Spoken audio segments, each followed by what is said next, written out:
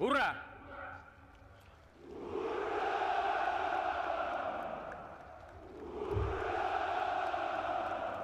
Russian President Vladimir Putin wins elections again to serve his 5th term, making him the longest ruling president in Russian history.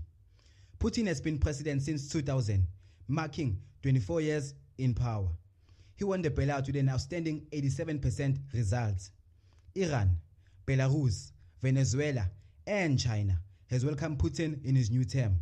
Germany, USA, and the European Union criticized Putin, claiming the elections are rigged and unfair.